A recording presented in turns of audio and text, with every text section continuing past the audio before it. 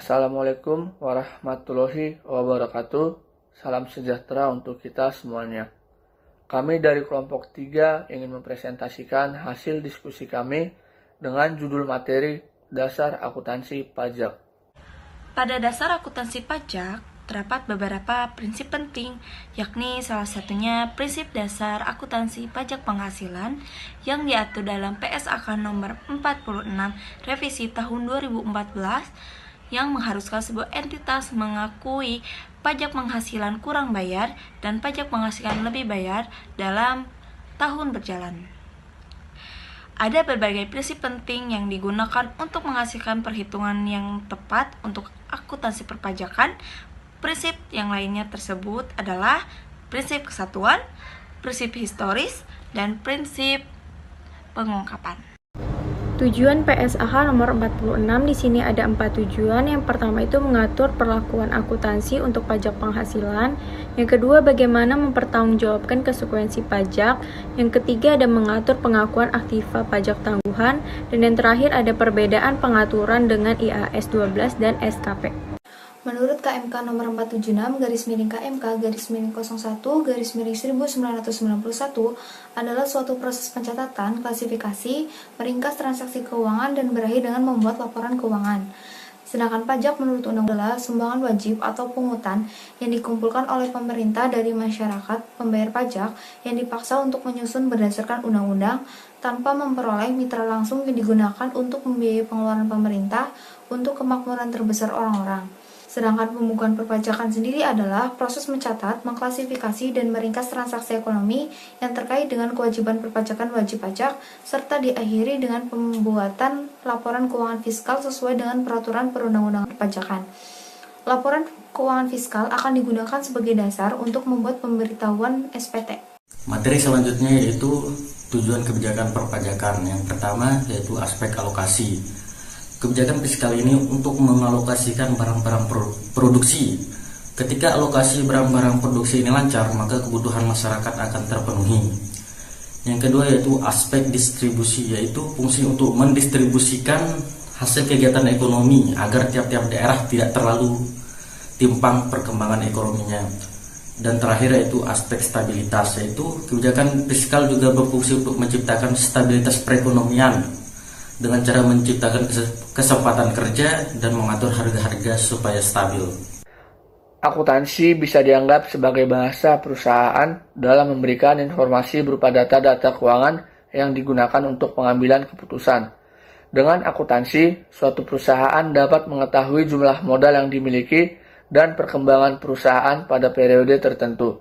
Sedangkan akuntansi perpajakan sendiri memiliki fungsi untuk strategi dalam merencanakan perpajakan di masa mendatang berdasarkan data pembayaran pajak dan sebagai bahan penilaian kinerja perusahaan dari periode sebelumnya. Berikutnya adalah tujuan kualitatif akuntansi pajak. Yang pertama ada relevan.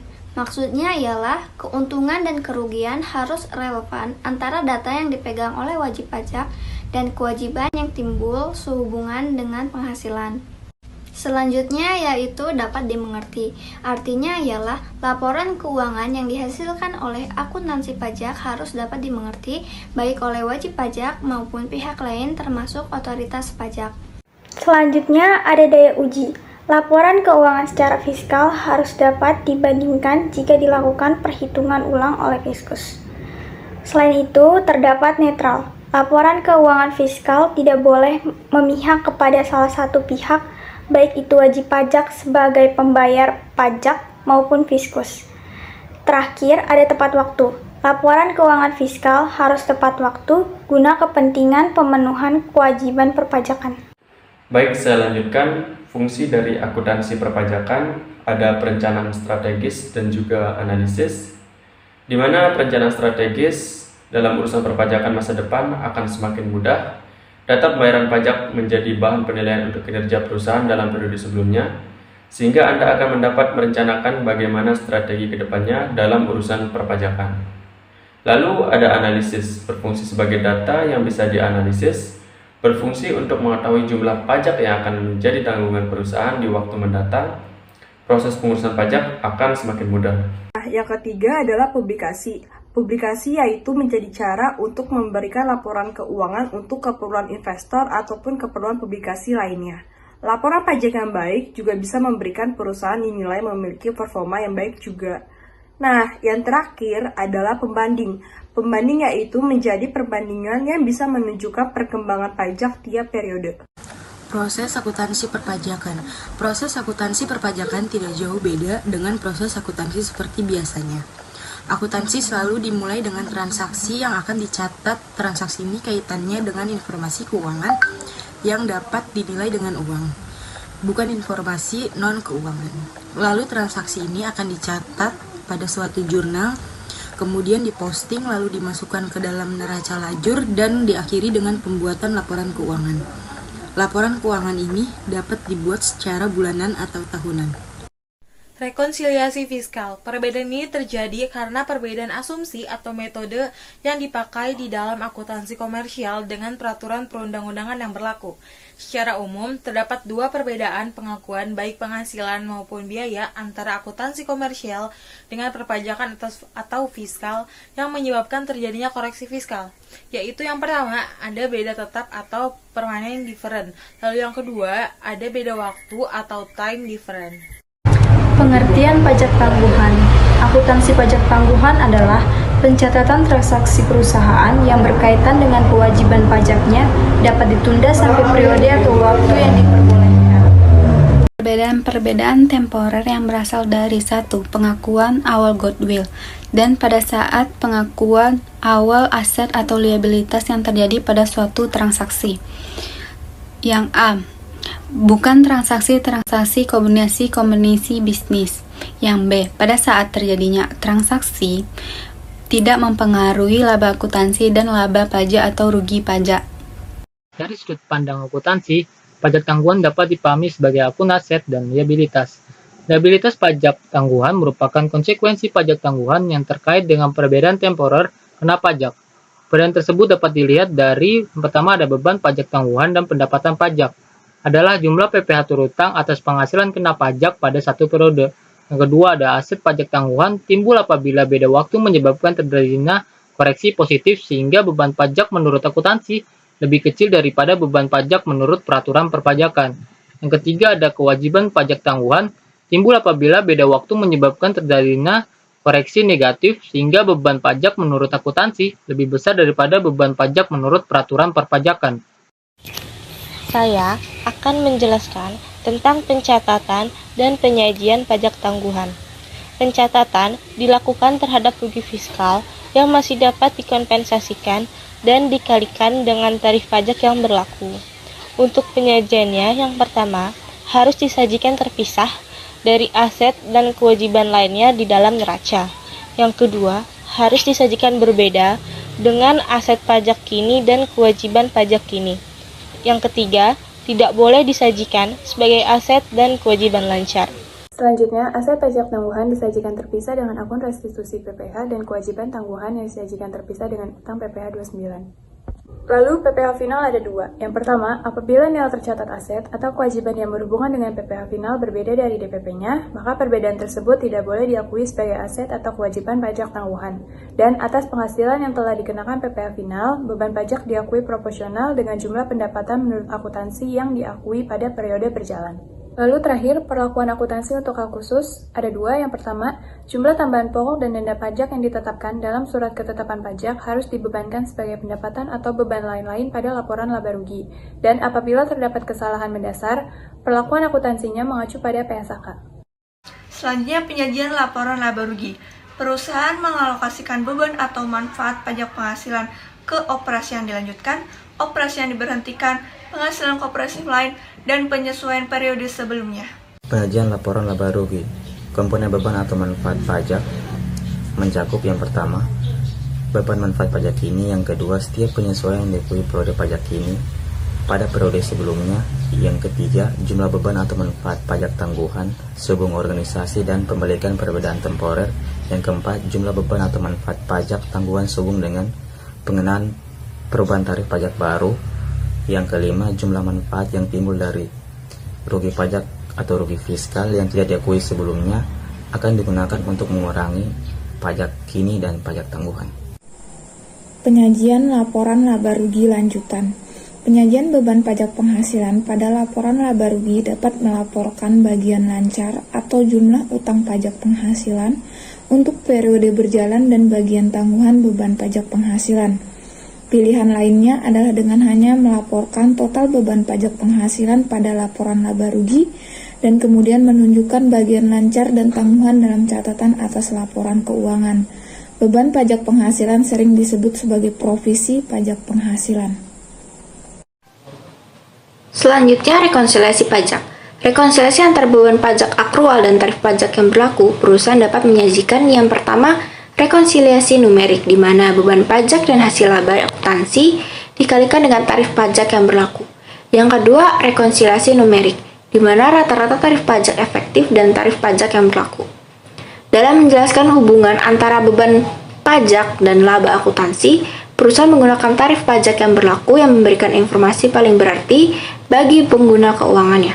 Pengungkapan pajak penghasilan ini sangat diperlukan karena yang pertama, menilai kualitas laba, yang kedua, membuat prediksi arus kas masa depan yang lebih baik, dan yang ketiga, membuat prediksi arus kas masa depan untuk rugi operasi yang belum dikompensasi.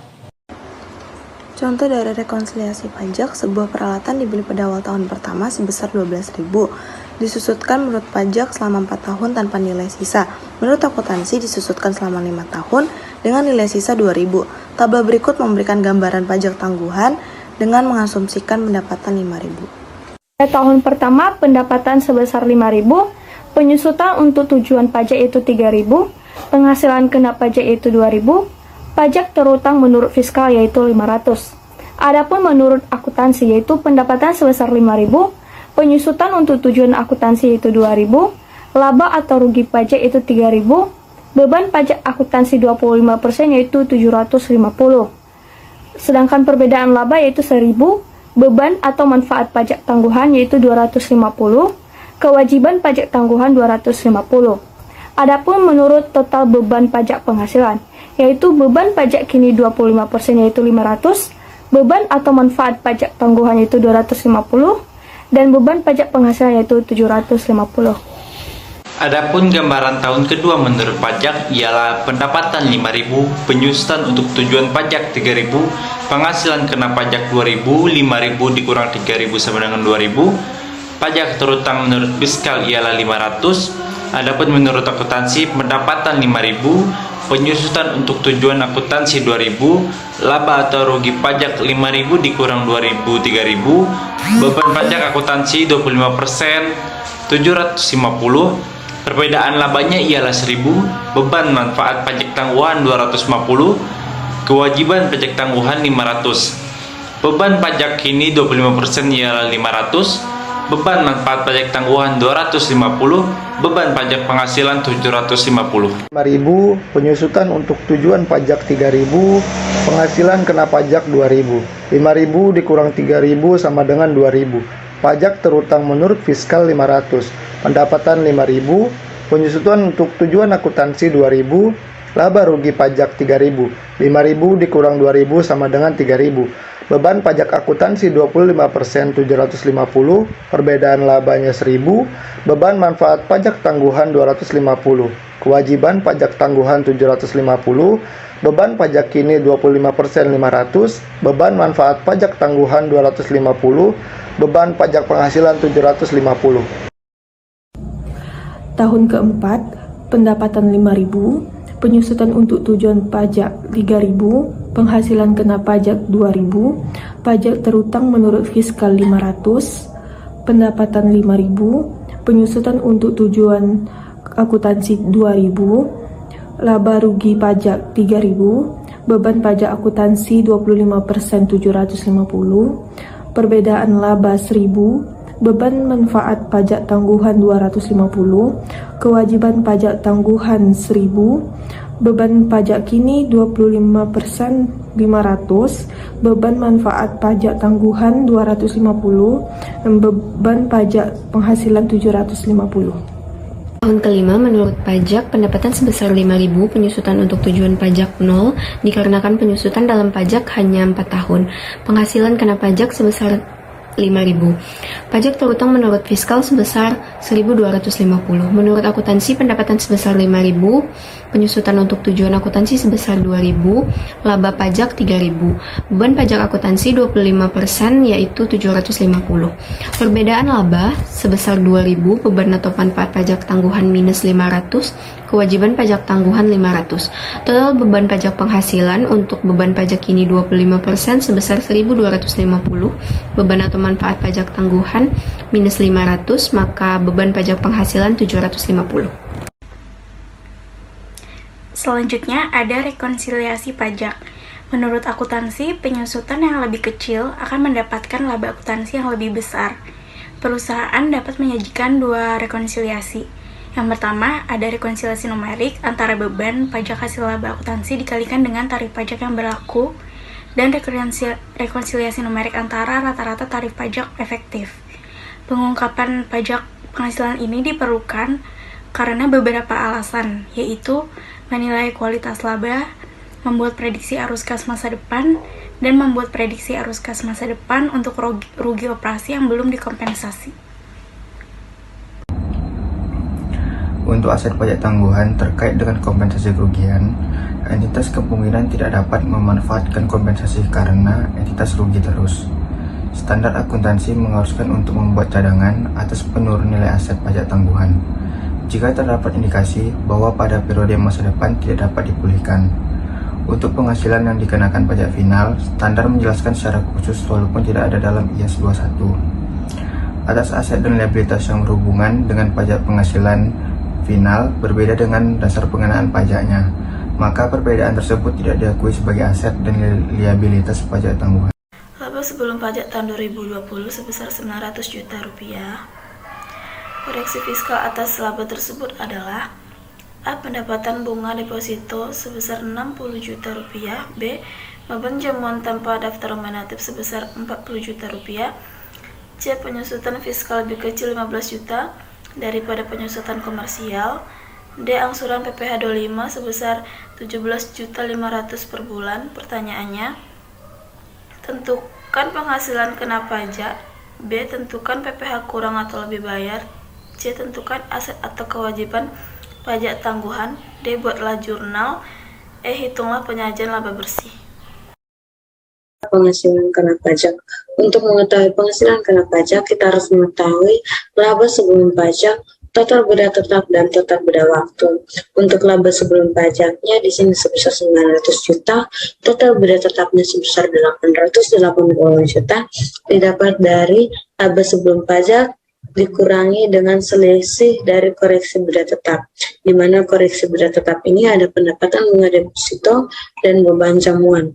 Untuk total beda waktunya sebesar 15 juta didapat dari koreksi beda waktu, yaitu penyusutan sebesar 15 juta, sehingga penghasilan kena pajaknya sebesar 895 juta didapat dari total beda tetap ditambah dengan total beda waktu. B. Pajak terutang 5% kali 50 juta sama dengan 2.500.000, 15% kali 200 juta sama dengan 30 juta, 25% kali 250 juta sama dengan 62.500.000, 30% kali 395 juta sama dengan 118.500. Lalu dikurangi kredit PPh sebesar 210 juta, maka didapatlah PPh kurang bayar sebesar 3.500.000. C. Aset pajak tangguhan 30% kali 15 juta sama dengan 4.500.000. Dari soal di atas diketahui laba sebelum pajak sebesar 900 juta rupiah, terdapat koreksi fiskal diantaranya pendapatan bunga deposito sebesar 60 juta rupiah, beban jamuan tanpa daftar nominatif sebesar 40 juta rupiah, terdapat penyusutan fiskal sebesar 15 juta rupiah, dan terdapat angsuran PPh pasal 25 sebesar 17.500 per bulan. Pertanyaannya, buatlah jurnalnya. Nah, di sini terdapat jurnalnya, yakni PPh badan pajak ini sebesar 239.500 pada sisi debit, aset pajak tangguhan sebesar 4.500 pada sisi debit, pada pendapatan pajak tangguhan sebesar 4.500 pada sisi kredit, PPh pasal 25 dibayar di muka sebesar 210 juta pada sisi kredit, dan hutang PPh pasal 29 sebesar 3.500 pada sisi kredit. Kemudian untuk penyajiannya adalah laba sebelum pajak sebesar 900 juta, kemudian pajak kini sebesar 213.500 dikurangi dengan pajak tangguhan sebesar 4.500, ketemu hasilnya sebesar 209 juta. Jadi untuk laba bersihnya adalah 900 juta dikurangi dengan 209 juta, itu hasilnya menjadi 691 juta rupiah. Pajak tangguhan. PT Gemerlap Indah adalah perusahaan yang bergerak di bidang penjualan emas. Data penjualan emas tahun 2016 sebesar 30 miliar 500 juta. Data penjualan emas tahun 2017 sebesar 31 miliar. Laba komersial tahun 2017 sebesar 2 miliar rupiah. Koreksi fiskal negatif atas biaya penyusutan sebesar 100 juta rupiah karena biaya penyusutan menurut akuntansi pajak fiskal diakui lebih besar daripada akuntansi komersial. Laba fiskal atau pajak sebesar 2 miliar dikurangi 100 juta rupiah, maka hasilnya akan didapat sebesar 1 miliar 900 juta rupiah. Pajak penghasilan PPh badan terutang sebesar 1 miliar 900 juta rupiah dikalikan 25%, maka hasilnya adalah 475 juta rupiah. Apabila tidak ada koreksi fiskal atas penyusutan PPh badan yang terutang sebesar 2 miliar dikalikan 25%, maka hasilnya adalah 500 juta rupiah. Jadi kewajiban pajak yang harus ditanggung sebesar 500 juta rupiah dikurangi 475 juta, maka hasilnya adalah 25 juta rupiah. Jika tarif pajak diterapkan pada laba komersial atau laba akuntansi dengan penghasilan kena pajak atau laba pajak, maka hasilnya besar kemungkinan akan berbeda. Perbedaan ini yang disebut dengan istilah pajak tangguhan. Seperti contoh PT Gemerlap Indah yang sudah kami jelaskan sebelumnya, terdapat laba komersial sebesar 2 miliar dan laba fiskal sebesar 1,9 miliar. Masing-masing dikenakan tarif 25% atas PPh badan terutang.